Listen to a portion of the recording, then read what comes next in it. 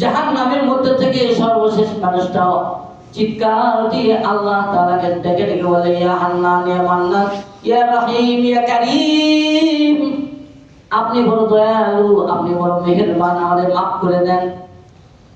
আল্লাহ তাআলার কানে যখন, আল্লাহ তাআলার কাছে যখন এই আওয়াজটা পৌঁছে যাবে, আল্লাহ তাআলা জিবরাইলকে ডাক দিয়ে বলবে, জিবরাইল যাও, জাহান্নামের মধ্যে যাও, আমার একটা বান্দা জাহান্নাম থেকে চিৎকার করতেছে, তাকে নিয়ে আসো। জিবরাইল আলাইহিস সালাতু ওয়াস সালাম জাহান্নামে প্রবেশ করবে।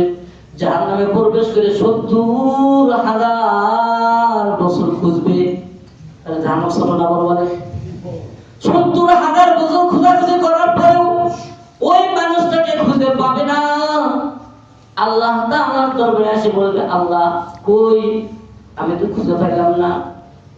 আল্লাহ বলবেন, জিবরাইল যাও, অমুক উপত্যকায় অমুক জায়গায় একটা পাথরের নিচে পড়িয়া চিৎকার করতেছে।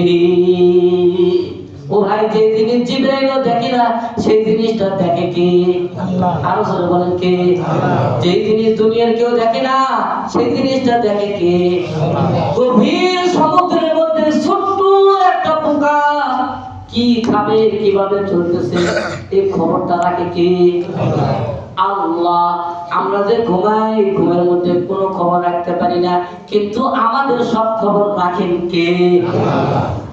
সেই আল্লাহর ইবাদত করার দরকার আছে না নাই? ও ভাই, ইবাদত না করে যাবেন কোথায়? কোনো রাস্তা আছে? আল্লাহ বলেন, ইয়া মাশারাল জিন্নি ওয়াল ইনসি ইন ইসতাতাতুম আন তানফুযু।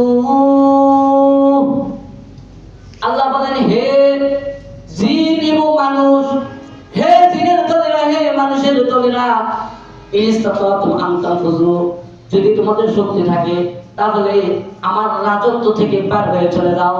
কোথায় যাবা? লা তানফুযুনা ইল্লা বিসুলতান। কোথায় যাবা? কোথায় যাবা? পার হয়ে যাওয়ার পালানোর কোনো রাস্তা নাই। যেখানেই যাও সেখানেই আমার রাজত্ব। কার রাজত্ব বলেন? যেখানেই যাবা সেখানে আমার রাজত্ব, পালানোর কোনো রাস্তা নাই। এই জন্য ইবাদত না করে কোথায় যাবেন বলেন? এই জন্য একটা অনুরোধ থাকবে ভাই, যেখানে যাই, যেহেতু আল্লাহ আমাদের সাথে আছে, আমাদের খবর রাখতেছেন, আমাদের হিসাব হবে, আমাদের সাথে সিসি ক্যামেরা লাগাই দিয়েছে। কি দিয়েছে বলেন? সিসি ক্যামেরা লাগাই দিয়েছে। উভয় কাঁধে লেখা হইতেছে, ডান কাঁধে কিন্তু ভালো আমলগুলো লেখা হইতেছে, আর বাম কাঁধে খারাপ আমলগুলো লেখা হইতেছে। ও ভাই, একটা অনুরোধ থাকবে, 24 ঘন্টা যেন ডান কাঁধে যে ফেরেশতা আছে ওই ফেরেশতা যেন লেখা নিয়ে ব্যস্ত হয়ে যায়, সবসময় যেন ভালো লাগে, সবসময় যেন ভালো লাগে। লিখতে লিখতে লিখতে লিখতে শুধু লেখে আর লেখে। এই আমলগুলো করার চেষ্টা করেন।